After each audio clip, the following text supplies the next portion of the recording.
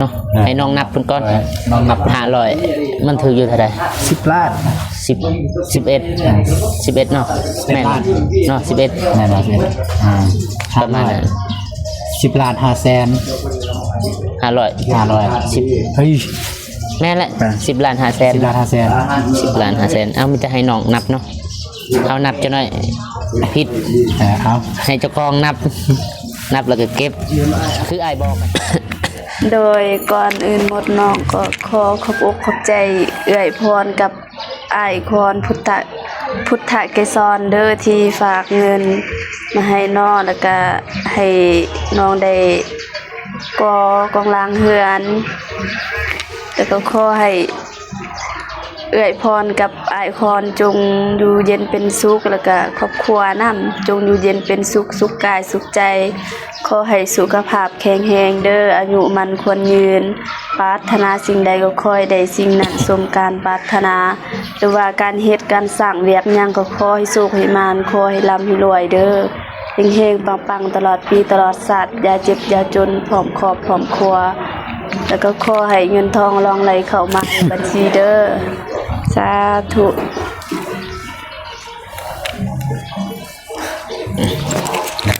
เนี่ยนะประตูอาจารย์ไอดอนบอกคนครับ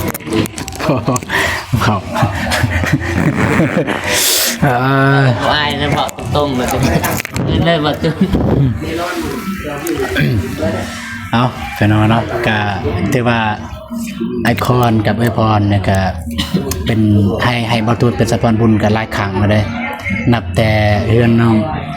ดินน้องน้ำฝนกับแมนเพิ่นนั่นแหละเพิ่นเป็นผู้ที่โอนเงินมาให้ซื้อดินแล้วก็งบสมทบนำเบาเตียงที่5 ล้านฝากนำบ่ฝนก็คือมีเงินเพิ่นอยู่ในนั้นมีเงินเพิ่นนำนะตัว5 ล้านนั่นตัวนำไอ้อนงตัวเบาเตียงฝากไว้ตอนนั้นไม่เจอว่าก็คือมีเงินเพิ่นนำอยู่หั่นเพิ่นก็ได้ฝากอีก10 ล้านเพื่อซื้อดินของน้องน้ำฝนนี่มันฝากนำบ่ตูนแล้วก็สำหรับเงินอันนี้มันเพิ่นได้ลมน้ำเฮาตอนนั้นแหละแม่นเพิ่นว่าพอแม่นพออ้ายฝากเงินมาให้พวกน้องเด้อเพิ่นว่าผู้ละ100เด้อเป็นเนื่องในโอกาสเป็นของขวัญวันคริสต์มาสเพิ่นว่าเฮาก็บ่ฮู้ว่าคริสต์มาสแม่นหยังอีหลีเด้เพราะว่าทางเฮามันบ่มีเนาะแม่นเฮาต้องบ่มีแล้วบ่เคยได้ฉลองนะวันแบบนี้นะก็คือวันที่25เดือน12หรือว่าเดือนธันวาคมพี่น้องเนาะเอาก็สุดท้ายท้ายสุดนี้ก็ต้องขอบใจหลายๆทางไอคอนแล้วก็เอ้ยพรที่ส่งเงินมาให้พวกน้องเป็นเงินที่เกินว่าของขวัญวันคริสต์มาสจะได้ก็ขอให้เอื้อยอายทั้งสองจงอยู่เย็นเป็นสุขกายสุขใจสุขภาพแข็งแรงเด้อขอให้พระเจ้าอวยพรทั้งสองเด้อสาธุเว้าลายบ่เป็นยังเดือดแต่น้องก็เลยเนาะจะนั่นได้ป่ะไป5แล้วก็เป็นรายละเอียดกลับประมาณนั้นแหละบาฝนขอบใจหลายๆเด้อฮัลโหล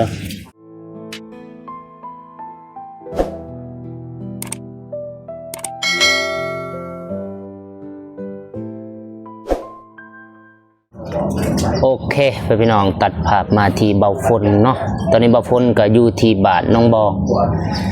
บ้านอาหังเมืองทัดแตงแขวงเสกองเนาะ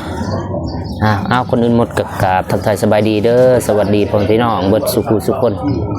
บ่อยู่ในและก็ต่างประเทศก็ยินดีต้อนรับเข้าสู่2เบาฝนลาวไต่คือเก่าคือเดิมพี่น้องตอนนี้เบาฝนก็อยู่ที่บ้านน้องเดิมทางหลังนี่ก็จะเป็นเบาตูนกับน้องบ่แม่นน้องเดิมเนาะน้องบองกินข้าวสบายดีเด้อสบายดีเลยนะข้าวกินน้ำมาแล้วบ่กินแล้วกินอยู่ท่าแตงพุ่นล่ะกินอยู่ท่าแตงกินเฮือนหมู่นั่นแหละหมู่มาวางยานี่เห็นอยู่เนาะในกล่องเบาตูนผู้มาส่งวางยานี่อันนั้นเรามือกล่องแม่2 มือกล่องมือไปเช็ครถอยู่เซ่กันเทื่อนึง พาเพิ่นไปเลย นี่มานั่งไง เด้อ กินข้าวนำกัน เด้อ จะได้เมื่อวานนี้เพื่อน เมื่อวานนี่บ่ค่าเวียกแน่แล้วก็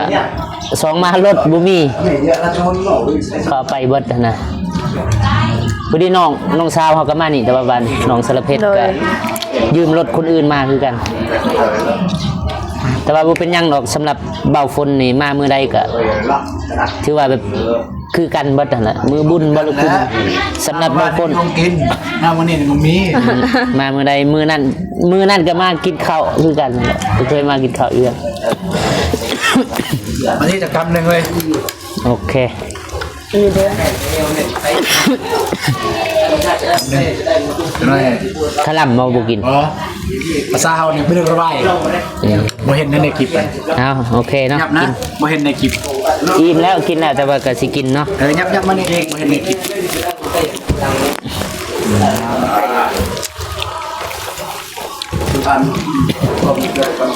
หรือว่าเปิดกล่องหลังเอามันแจก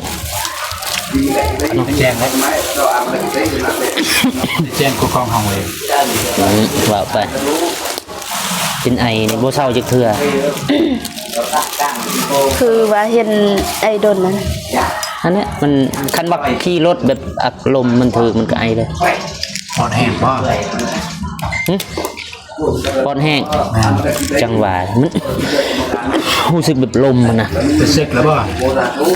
สิกแตรถบ่ได้สิกทางกายบ่ได้สิกคนบ่ เซ็กนะสำคัญร่างกายนะถ้ามันลดสำคัญบ่มันก็สำคัญ แม่น ร่างกายเขาสำคัญกว่านะ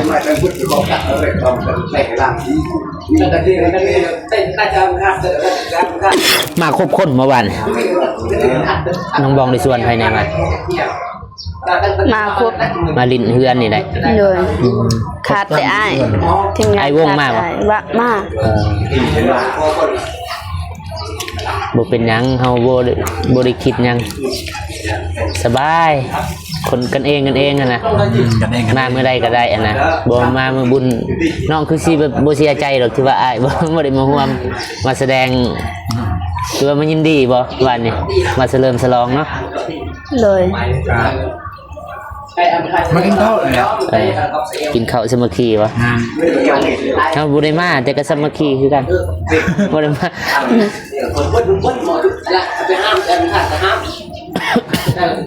ไปใช้มานี่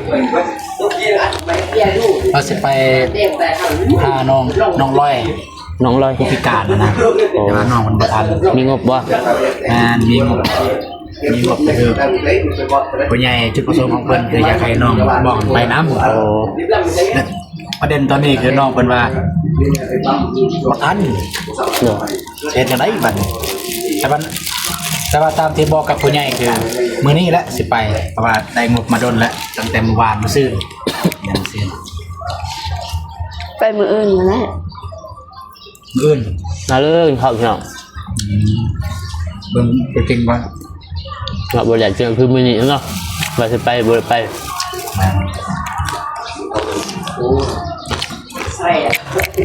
ดินจีอันนั้นก่อนอะไรคนตื่นของใครดินจี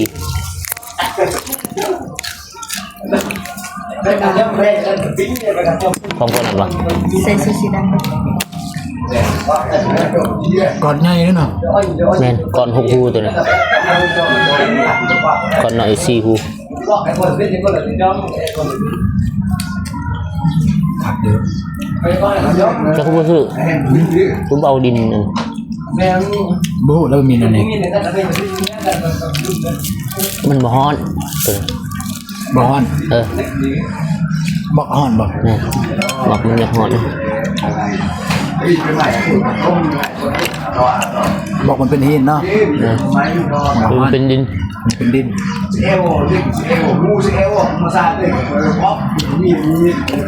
ไม่ยังดอกบ้านเฮาบ่ได้ฮ้อนสำนั้นดอก นั่น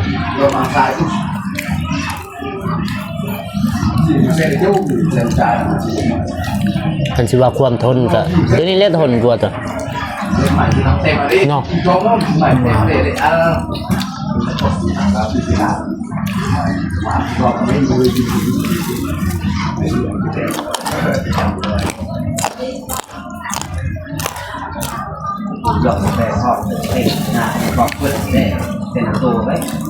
น่าจะใช้อ่ะ มาแต่สแตงนั่นแหละไปซื้อเครื่อง เครื่องยัง ไปซื้อทรายซื้อปูน เป็นยัง ฮะ ยัง เฮ็ดเอือนเอา อ้าว แม่นบ่ได้ยิน ยินมันดูดได้ดี เอือนเอาน้องของพ่อ ผู้ใดซื้อที่ไหนอ้าว ท่อพ่อมอดำ ท่อ อืม ท่อทั่วอันนี้ป่ะ บ่ตัวนั้นกลางน้องแท้ๆนะน้องพ่อ ไม่ใช่เหือน เพื่อนดำจำปานี่ พอมาดับมันว่า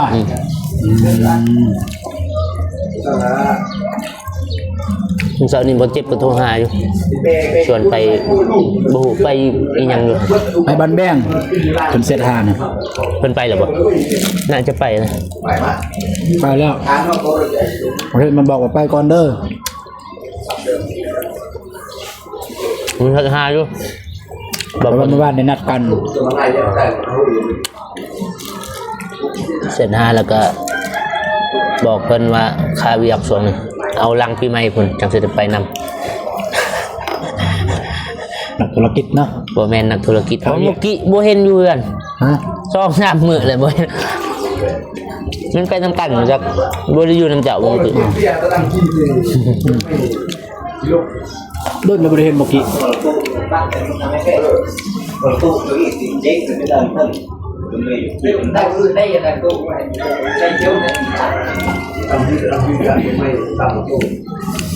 กินได้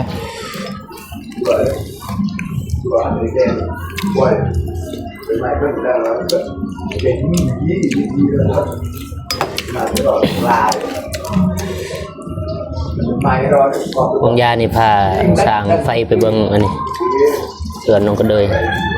เป็นอะไร ไปเบิ่งซื่อๆนะแบบเฉลี่ยตีว่ามันอะไรอะนะบริถ่ายคลิปยัง สร้างบริษัทพนักงานไฟฟ้า นักพนักงานไฟฟ้าสร้างไฟ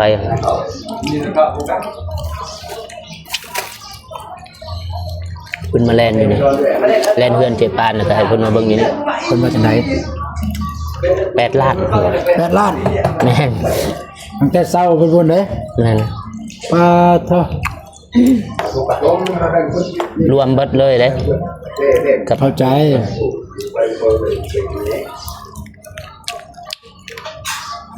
ให้ที่ว่าบ่คน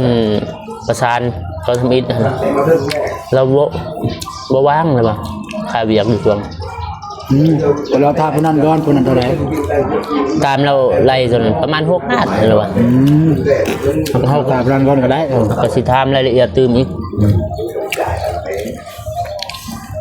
จำบตุนไล่กันแล้วตุนประมาณตอนนั้นคือกัน เพราะว่าคนต้องไล่ตามระยะแต่เศร้าหาเหือนเนาะคือเหือนน้องเดิมตะกี้กับ4 ล้านมาตุนไล่เนี่ยแต่พอเหือนน้องก็เดินประมาณ6 ล้าน6 ล้านนิดๆประมาณนั้นตอนนี้เป็นมาไล่มา8 ล้านโหดอีก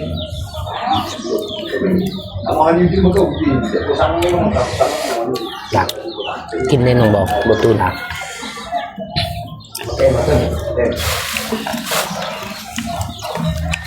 บ่ได้เห็นหน้าดนเนาะ ไป เฮาแต่เมื่อพุ่น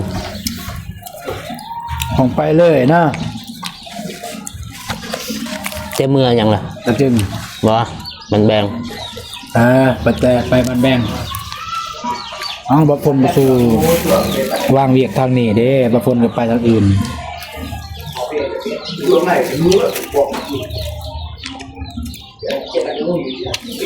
เป็นหัวหน้างานบ่ ไป หรือเป็นตัวประกอบ ผู้ใด เจ้า พนักงานนี่ยัง กับเบ้าโจนะครับเบ้าโจนะ บ่ไปซอยเพิ่นน่ะคือเพิ่น เป็น หา ผู้ซอย บ่ได้ไปนะเพิ่นแต่เป็นลักษณะไปซอยเพิ่นนั่นน่ะคือเฮามีรถบ่หมายว่าไปเอาเครื่องอันนี้อันนั้น เข้าใจแล้ว คันว่าช่วงนี้เนี่ยแต่ว่าช่วงก่อนก็เคยเฮ็ดเวียกนํเพิ่น2-3 มื้อนี้นะบ่หมายว่า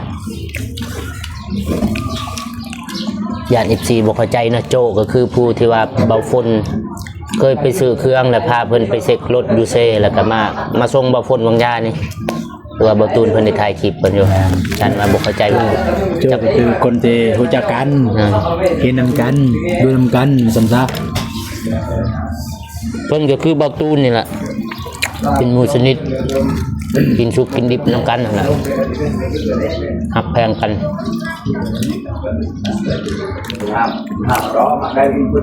ตอนเฮียนอาจสิอยู่นำเพิ่นบัดเฮียนจบแล้วก็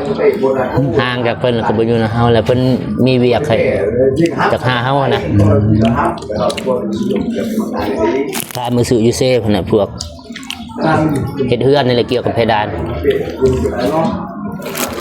เกี่ยวกับเพดานเนาะบ่าวโจเนาะแต่ FC ท่านใดที่อยู่ใกล้ๆเนี่ย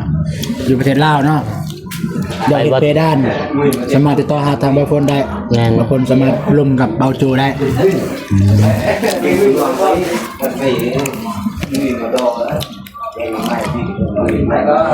ไปเบิ่งพูนเลยใกล้เลยมือตัวไปวัดภูเลยใกล้วัดภูไปอีกอยู่สุขุมาโคตรไกลแม่นเรียกเพิ่นอย่างนั้น เพิ่นฮับอยู่บ่ น่าจะหับกัน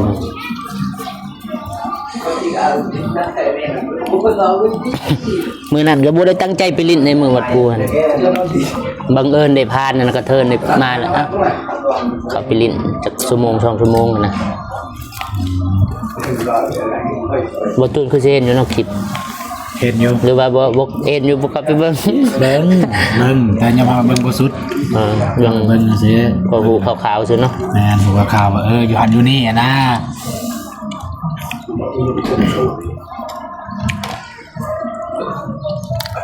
อิ่มเลยอิ่มในบางอย่างเลย กินบัดใดบ่มีให้กินเลยอะลีเอาเงินเลยงัดใส่ทุกเสียบ่คันเขาบ่กินก็สิเอามื้อ เนี่ย ตัวนี้เลยศพหมูเนาะ สมองแซ่บเลยมักสมัยเรียนตะกี้เนี่ยวันสุมูเนี่ยขาดบ่ได้เลยทุกเช้าถ้ามากินได้หยังบ่ฮู้แต่แซ่บนึงแซ่บมาก พอห้าก็กิน 2-3 ปีนี่เริ่มกินปกติ เม็ดเรียนตั้งแต่กินตั้งแต่เรียนมหาลัยตั้งแต่เรียนอยู่มหาลัยพุ่นน่ะตำอิดบ่มากตำอิดงูซื้อมาแล้วมอกินโอ้ยคือแซ่บแต่ว่าบัดไปมักตอนอยากเขาไปมักตอนอยากเข้าเนี่ยบ่มีของกินนะตอนนั้นบ่มีของกินนะแล้วหมู่มันซื้อมาไว้แล้วบ่มีของกินเนาะลองกินซะลองกินไปกินมาเอาแน่แซ่บก็เลยได้ซื้อเลยติดเลยกินจนปัจจุบันนี้เลย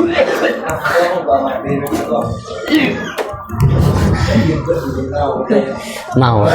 ตามเซ่แล้วน้องเดิมอ่ะไม่น้องเดิมเนาะลงเนาะน้องบองน้องเดิมนี่ ข่าวเด้อ คือน้องก็เดยเนาะคนน่ะคือน้องก็เดยเนาะ ปัญหาไม่นำบันไดมันบันได ก็ว่าคือน้อง ก ก็ ระเดยไม่ต้องกระเดย บ่แม่นน้องก็เดยครับคือ เรายังให้พวกไอ้ตูนกินวันนี้กระปุดบ่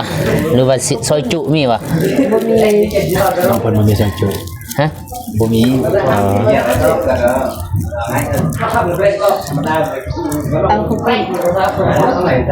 ปีหนึ่งเทื่อหนึ่งเนาะ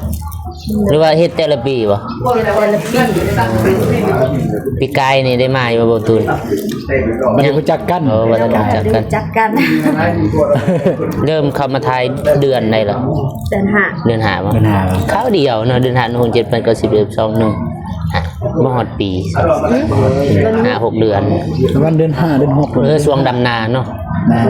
เห็นอยู่ เดือน5แต่เริ่มแต่มันเดือน5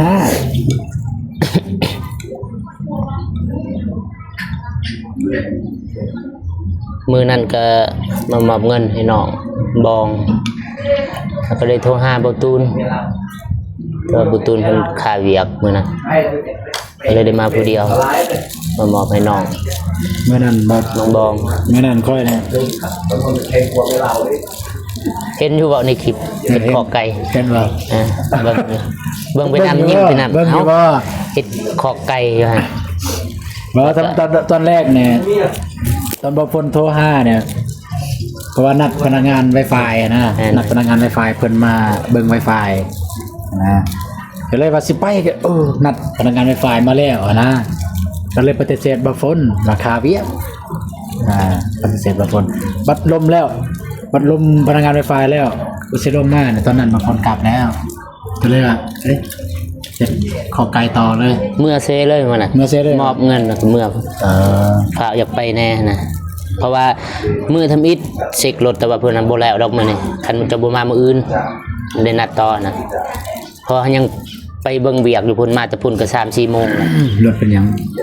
บ่ได้เป็นหยังแบบ ต้อง ไป ดัง ไปเช็คซื่อๆนะ เช็คซื่อๆ ไปเช็คแล้วก็ก็เปลี่ยน ดังเบรกกันบ่ แม่นเบรกก็เปลี่ยนเบิดเปลี่ยนใหม่เปลี่ยนน้ำมันแบบเครื่องเร็วนะเครื่องแบบประเภทน้ำมันนะประเภทแล้วนะ ที่จริงนี่รถใหญ่เนี่ยเพิ่นจะให้เปลี่ยนทุกจักเดือนให้เสร็จ ทุกๆ 40,000 กิโล ทุกๆ40,000กิโลในการเดินทาง แม่นแต่ว่าบ่เกี่ยวกับน้ำมันเครื่องทุกๆ 5,000 5,000กิโล แม่น ถ้าปฏิบัติตามนั้นได้คือแบบรถมันจะยืนระยะยาวได้ มันก็สิอันนั้นน่ะ รถเท่าไหร่ บ่หลาย 4-5 ล้านนี่ล่ะสิ เสียล้านได้บ่ไร บ่คันไปเทียบรถไอเตียงเป็น10 ล้านเพิ่นเปลี่ยนเบิดอะนะที่แท้อันก็อยากเปลี่ยนเบิดแต่ว่าก็เงินเฮามันบ่หลายอะนะก็เลยเอาสำนันไปก่อนตัวใดที่ว่ามันจำเป็นนะ คือมาเปลี่ยนล้อแบบล้อไอเตียงเลย เราใหญ่หั่น แม่นล้อใหญ่ ส่วนหลายรถเฮาขี่แต่ทางง่ายๆบ่ได้ไปบุนะ บุก็ยากแกมันขึ้นเด้ มันบ่นุ่มบ่นิ่มบ่นั่นบ่เพราะว่ารถส่วนรวมมันน่ะจะน้อยพอครับอีกมันบ่นิ่มบ่นุ่มจ้ะเอาบ่เป็นหยัง คือว่าแล้วเนาะรถเพราะว่ารถ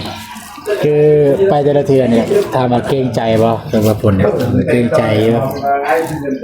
รถมันเป็นรถเพิ่นเองนะพ่อแม่ว่าซั่นซะ แม่นแต่ว่าพอเฮาก็ง่ายๆ แม่นแบบ สิไปใส่กระทามเนี่ยจะสิใส่บ่รถลักษณะคือรถเฮาหั่นน่ะคันเฮาใส่แม่นเราบ่ใส่ว่าหมายนั้นจะสิใส่บ่ประมาณนั้นคือมื้อนี้คือกันจำเป็นแฮงบ่ล่ะเพราะว่าบ่จำเป็นพอดีเราเอาไป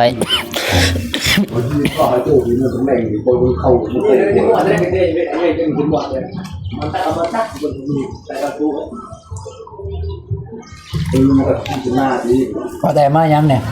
มื้อนี้บ่ แม่น สิมามอบเงิน บ่เงิน แม่น บ่แม่นมาย้อนกินข้าวนํเนาะ ว่ามอบเงินจุดประสงค์หลักๆกันน่ะ จุดประสงค์หลัก แม่นมามอบเงิน ๆมอบเงิน มอบเงินน้องบองที่ว่าผู้ใหญ่ใจบุญเพิ่นฝากแล้วก็จุดประสงค์ของเพิ่นคือเฮ็ดอันนี้ อ๋อก ระลางเฮือนนี่นะ ลางได้บ่ แม่นก่อก็คือเบาฝนเคยมาทายมาถามนั่นแหละตอนนั้นก็มอบเงินหรือว่าโอนทางมาเบาฝนแล้วก็ให้เบาฝนแล้วก็เบาตู้นี่เฮาได้ประสานงานอยู่ อ๋อก็คือคนเดียวกัน แม่น ตอนนี้มันเป็นคนเดียวกันพี่น้องคือทางพอมันเป็นพ่อดอกทางอ้ายและอ้ายฮัก อืมไอคอน ไอคอนกับนามได้เยอะ แม่นไอคอนกับ เอยพร เอยพรพุทธเกศร อ่า คุณฮู้อยู่บ่พ้นนี่ มีแต่ผู้เดียวเนี่ย ตาคือลงน้ำบอตูนเนี่ยเพิ่นก็ว่าเยอะว่าเพราะบอตูนทำสำแดงเด้ว่าไอ้คันกลางเฮียนน้องบอง32ห้องเลยใช้งบประมาณเท่าใดอันก่อแล้วก็ใส่บานประตูวงกบประตูอหยังนะไอ้แดงคนประมาณว่า6 ล้านหรือว่า7 ล้าน กอ2ห้อง แม่น บ่ได้กอเบิดบ่ บ่ได้ก่อเบิด โอ้คิดว่ากอเบิดแล้วเฮ็ด2ห้องนั่นน่ะ บ่ได้ก่อเบิด โอ้บ่พ้นคิดผิดมาตลอดคิดว่ากอเบิดเลย แล้วก็เฮ็ด2ห้องอันนั้นกัน2ห้อง บ่โอ้ยกันสำนักลายเลย อันนั้นยังว่าคือถูกแค่6ล้าน ยาเดาซาวลาดดูเลย สำเฮือนหลังนึงแหละ แม่ทำเป็นลังนึงเลยตอนนี้ก็2 ห้องซื้อแต่ไอ้แดงก็ว่าอยู่ว่า 6-7 ล้านเนี่ยถามว่าเป๊ะเลยบ่มันก็ มีหั่น มั น่ะ นว่ายานมาเรือแน่ก็มีหรือว่า บ่พอ คุบก็มีมันว่าจังซั่นนะแต่ไอ้แดงเพิ่นก็บ่ได้จงว่าโอเคเท่านั้นเด้อเป๊ะเลยบ่เด้เพิ่นประมาณซื่อๆกันแต่ว่าทางผู้ใหญ่เพิ่นก็ เห็นน้ำคลิปนั้นก็เลยลงตื้มว่าสิฝากตัวนี้เท่านั้นก็คือตอนนั้นไม่ใช่ว่าเจียมีเยอะไม่ได้ให้บาฝนซ้ำเจียก็ได้นี่เอารายการหันและรายการ 3โอ้โตอ้ายอันนั้นบ่ ด้วยของอายนั่นแหละที่จดไว้มือนั้นเอาลงกันนั่นแหละลืมให้เจ้าซ้ บางคนก็จื้ออยู่ ำเลยอ่านบออกกับบอกสิ อีหยังนี่ ฮะ บางคน อันนี้บาฝน101นะ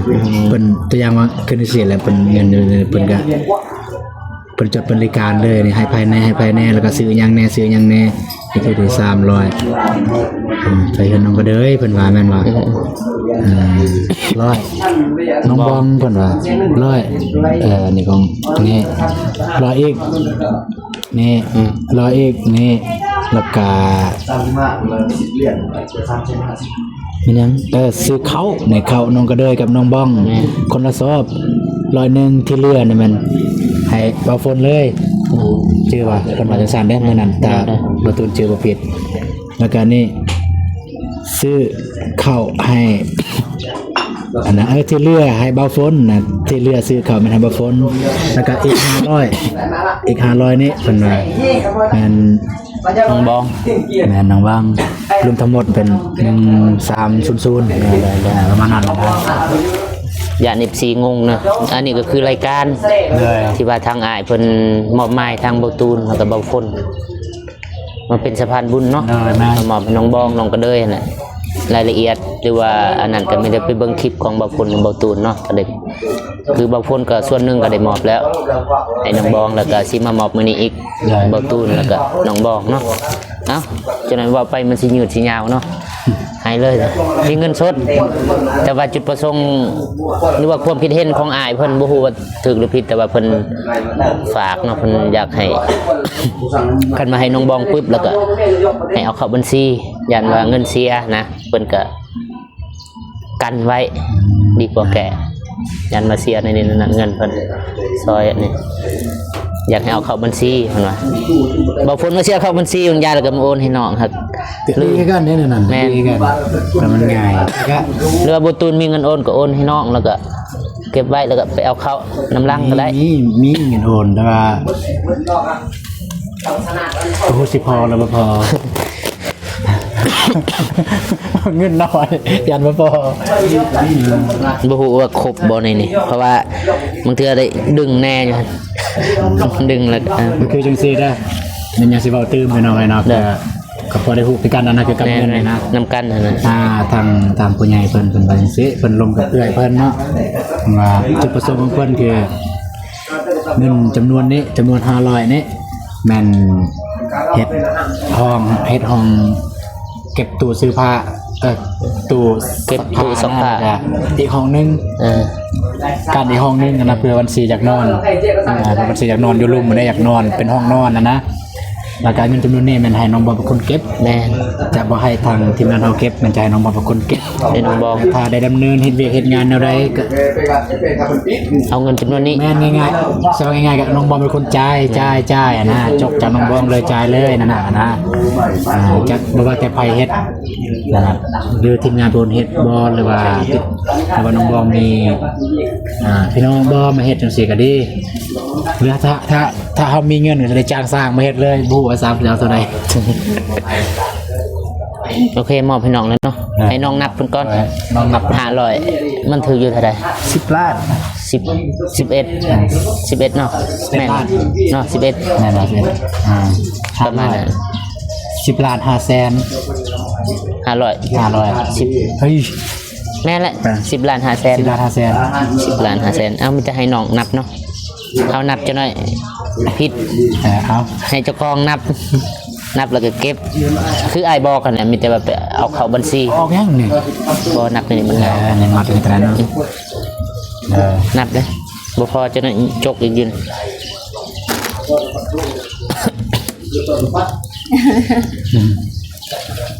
เอาโจมออกก่อนนะตัวนี้เนาะ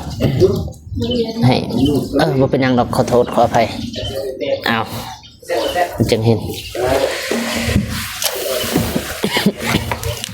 โอเคเอา นับเลย ดิว สามสี่ห้าหกเจ็ดแปดเก้าสิบ11 12 13 14 15 16 17 18 19 20 21 22 23 24 25 26 27 28 29 30 31 32 33 34 35 36 37 38 39 40 41 42 43 44 45 46 47 48 49 50 51 52 53 54 55 56 57 58 59 60 61 62 63 64 65 66 67 68 69 70 71 72 73 74 75 76 77 78 79 80 81 82 83 84 85 86 87 88 89 90 91 92 93 ก็สามนะ อยู่ในนี่มันซองแหนบเด้มันปนกันโอ้แหนบตัวนี้เลยตัวขบบ่จักเอาแหนบผิด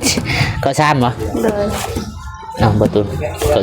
4ต่อ5ต่อ6นับต่อจากหนองบองก็6ก็7ก็8 ก็9 100 10 ล้านเนาะมันน่ะ 10 ล้าน ก็สี่ก็ห้าก็หกก็เจ็ดก็แปดก็เก้าร้อย 1 2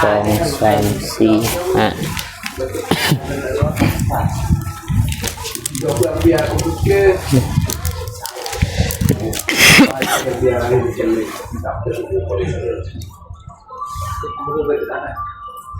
พอดี10 ล้านกับ500,000 500เนาะพอเพิ่นให้น้องบอง500 ดอน อะไรด้าน ตกเป็นเงินกีบก็10 ล้าน500,000 อันนี้มันจะฟ้องงบที่ต่อเติมเพื่อน แม่น อ่าอ่า ต่อเติม เนี่ยเอาไปขับบัญชีคันว่าอันนี้ก็ให้บ่ตูนมันไปเอาเขาหรือว่าไปนำกันหั่นน่ะ มื้ออื่นก็ได้ไปมื้ออื่นก็ไปข่าวเลยก็ได้ เพราะว่าเขายังกับบ่ฮู้ว่า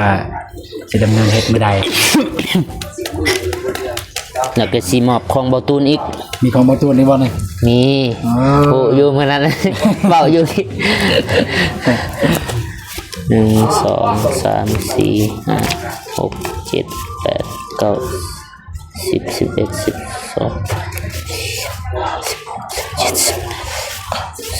11เนาะของบ่ตูนเนาะ2 ล้านเนาะ 22 2เนาะ ยอโอเค ที่ว่า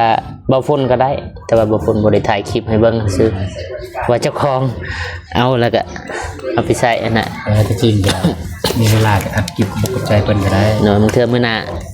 เช่นบ่ตูนมามอบให้บ่ฝน 8 9 10 11 12 13 14 15 16 17 22 3นับเบิ่งบ่ตูน ลายเนาะฮอต23เนาะ นับ จ้า1 2 3 4 5 6 7 8 9 10 11 12 13 14 15 16 17 18 19 20 21 22 ตื่มเลย เต็มเลยป่ะโอเคครับ อันนี้ก็เป็นเงินของอ้ายแล้วก็เอื้อยเพิ่นที่ว่ามอบ ขอบใจได้ เนื่องใน ขอบคุณนะ วันคริสต์มาสเป็นของขวัญวันเมรีคริสต์มาสเพิ่นบอกนะหรือว่าปีใหม่ของฝรั่ง ปีใหม่บ่นี่ แม่นปีใหม่ทางเพิ่นหั่นนะตามบ่ฝนเข้าใจบ่ถูกหรือผิดหากบ่ฝนเข้าใจแน่นั้นปีใหม่ของคริสต์นะน่าจะแม่นของศาสนาคริสต์ บ่ฮู้ความหมายคือกัน แต่ว่าต้นแปลเบิ่งก็ Merry Christmas สุขสันต์วันคริสต์มาส สุขสันต์วันคริสต์มาสก็คือแบบว่าเอาอวยพรวันคริสต์มาสสุขสันต์วันเกิดลักษณะอย่างสุขสันต์วันเกิดเด้ออวยพรง่ายๆ เป็นวันเกิดแต่ว่าตัวนี้ปีใหม่ตามบ่ฝนเข้าใจบ่ฮู้ถูกหรือผิดมีแต่ว่า FC คอมเมนต์บอกเนาะตามความคิดของบ่ฝนน่าจะแม่นปีใหม่เพราะว่าบ่ฝนก็อ่านเบิ่งคอมเมนต์นึง 2-3 คอมเมนต์นี่นะเพิ่นว่าปีใหม่ของต่างประเทศพุ่นก็คือปีใหม่ลาวเฮาน่ะ เลย จักแม่นจักบ่ฮู้คือกัน อืม โอเคไม่แต่ให้น้องบองเขาบอกขอบใจทางไอคอนแล้วก็เอื้อยพรพุทธเกศรครอบครัวเพิ่นให้เขาบอกขอบใจเพิ่นอีกเทื่อนึง อ้ายคอนแล้วก็เอื้อยพร แม่น ไอคอนกับเอื้อยพร พุทธเกศร พุทธเกศรพุทธเกศรเนี่ยคือสกุลเพิ่น แม่น คอนเนี่ยมันอ้ายซื้ออ้าย ซื้อเพิ่น พรเนี่ยมันซื้อเอื้อยซื้อเมียของไอคอน แม่น พรเป็นเมียของไอคอนคือเขาจะเอิ้นเพิ่นเนี่ยมันเอื้อยกับอ้ายอะนะจะว่ายังไง เพราะผ่านมาเราก็น่าจะเคยซอยน้องบองตลอดนะตามมาคุณให้น้องบองเขาบอกขอบใจ โดยก่อนอื่นหมดน้องก็ขอขอบอกขอบใจเอื้อยพรกับอ้ายคอนพุทธเกศรเด้อที่ฝากเงินมาให้น้องแล้วก็ให้น้องได้กองล้างเฮือนแล้วก็ขอให้เอื้อยพรกับอ้ายคอนจงอยู่เย็นเป็นสุขแล้วก็ครอบครัวนำจงอยู่เย็นเป็นสุขสุขกายสุขใจขอให้สุขภาพแข็งแรงเด้ออายุมันควรยืนปรารถนาสิ่งใดก็ขอให้ได้สิ่งนั้นสมการปรารถนาหรือว่าการเฮ็ดการสร้างเวียกหยังก็ขอให้สุขให้มานขอให้ร่ำให้รวยเด้อเฮงๆปังๆตลอดปีตลอดชาติอย่าเจ็บอย่าจนพร้อมครอบพร้อมครัวแล้วก็ขอให้เงินทองรองไหลเข้ามาในบัญชีเด้อสาธุ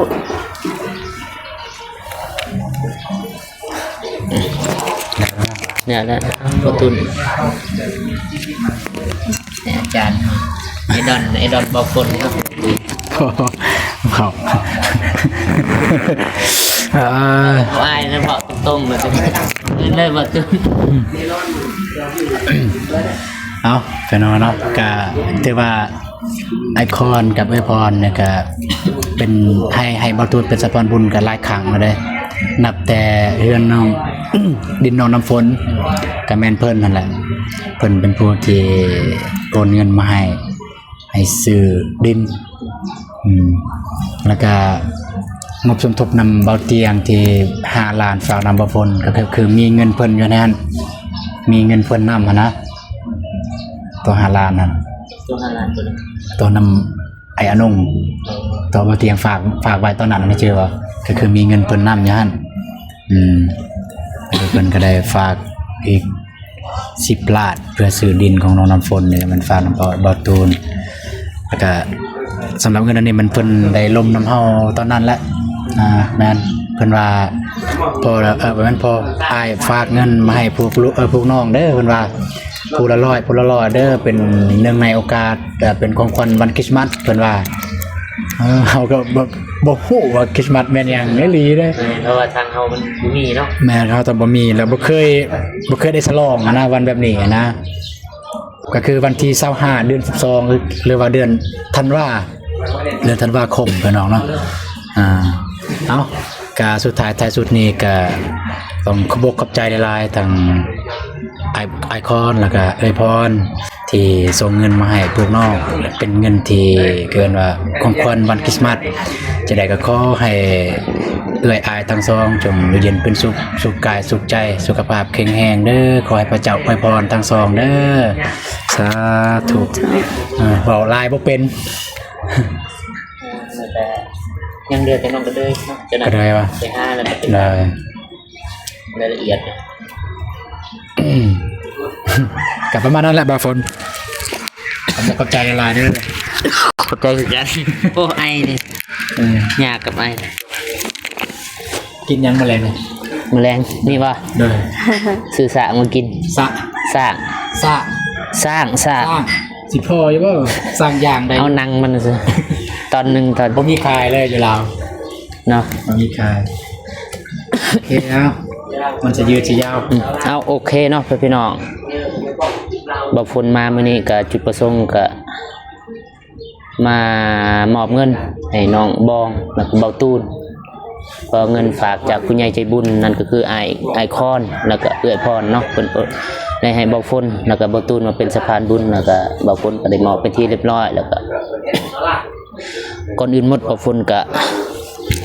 ขอบอกขอบใจ ทางไอคอนแล้วก็เอยพรพร้อมครอบครัว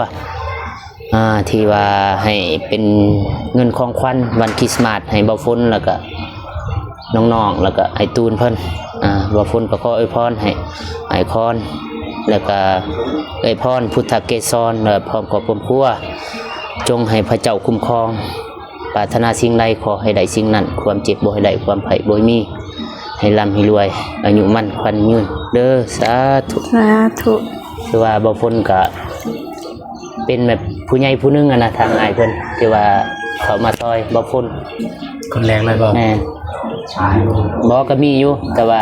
ผู้หนึงนะผู้ที่ว่าผู้หนึงอ้ายเพิ่นก็เป็นผู้หนึงที่ว่าได้มีส่วนร่วมกับบ่พ้นแล้วก็ได้ซอยบ่พ้นนะโอเคพ่อพี่น้องบ่พ้นก็สิขอจบคลิปเพียงเท่านี้เนาะพอกันคลิปหน้าสำหรับคลิปนี้บ่พ้นขอกล่าวคำว่าสบายดีเด้อ